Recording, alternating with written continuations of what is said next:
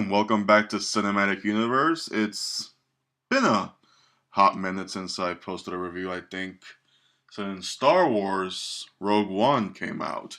So, thank you all for listening in.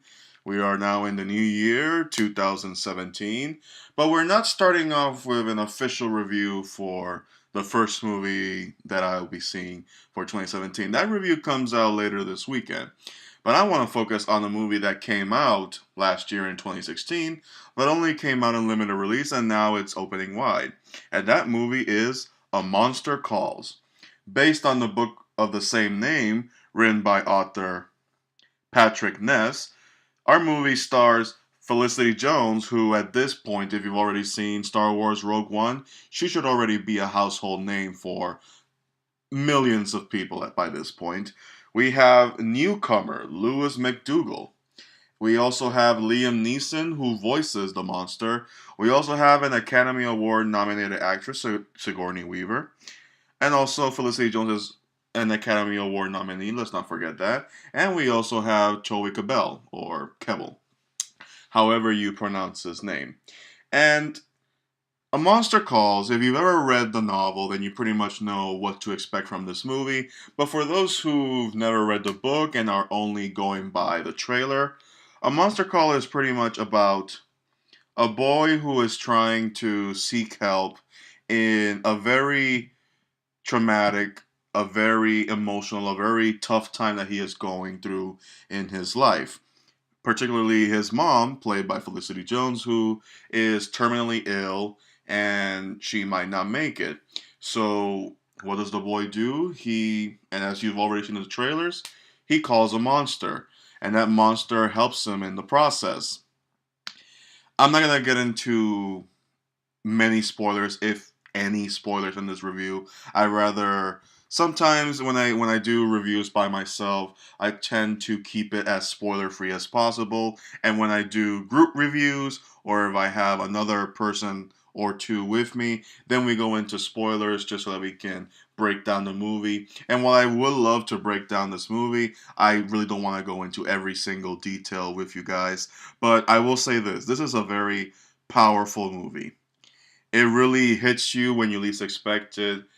If you're the type of person that when somebody tells you, "Oh, this movie's gonna be really sad" based on the subject matter and stuff like that, and you're easily affected by the thematics in this movie, bring a lot of tissues because this will probably wreck you.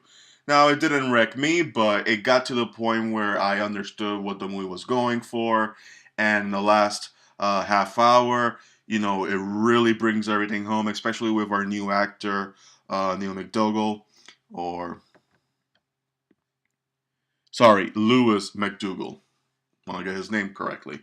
And Lewis MacDougal is a great actor in this movie. He knows how to, deliver his performance the way it's necessary. And director J.A. Bayona, who you might know from The Orphanage, and he was also working on the sequel to Jurassic World, he really pulls it out of this kid and really drives it home. If anything, every single performance in this movie is fantastic. Sigourney Weaver, Toby Cabell, and Felicity Jones, and especially the voice acting talents of Liam Neeson. You all know him as Brian Mills from Taken. I will find her, and I will kill her. And the voice of Narnia's Aslan, and of course Zeus, because he's God. Why not? um, so yeah, this movie, like I said, is a very powerful sit, and it's one of those things that it can resonate with a lot of people who have gone through either a loss or people who are very sick in their lives and they don't know what to do with themselves, especially when you're a young boy who's either 10 or, even less than that. And it's all about how to deal with that situation and whether you are justified in your emotions and whether the people around you are justified in their emotions.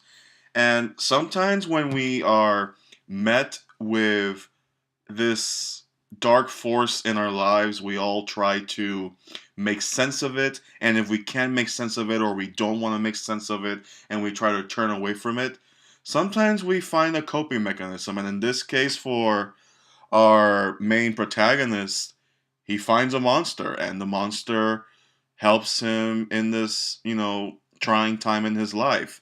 And we are introduced to beautiful watercolor animation in this movie that really takes your breath away.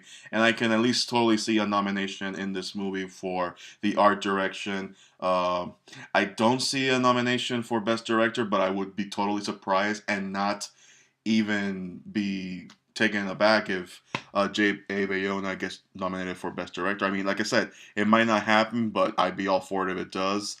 This movie is great. Um, it's not something that I feel that people will be going back to see anytime soon, but it is something that is going to stay with you for a bit, and something worth talking about with other people, and I highly recommend it. Um, I feel this movie might end up in my top 20. I'm not sure yet, but it certainly makes a case to be up there. Whether it makes my top 10, I'm still not sure. There's still a handful of movies from 2016 that I've yet to see, like The Founder, Hidden Figures, Live by Night, etc. So, but yeah, as as long as goes for A Monster Calls, I highly recommend it. If I were to give it a rating, I would give it an 8.5 out of 10 in that area. It certainly deserves the great reviews that are getting. And again, I'm not saying that this movie is for everybody, nor do I think that everybody's going to feel the same way. If you don't feel like this movie is for you, if you feel like it's going to come out as contrived to you, or it just doesn't hit all the notes that it's supposed to with you, that is totally fine, man or gal. But I recommend that as a wide. And if you're gonna take your kids, it might go over their heads, but it might be a good learning lesson. That's something that they might revisit when they grow older, and they can understand something that they might not have understood when they were younger, which kind of goes hand in hand with this movie.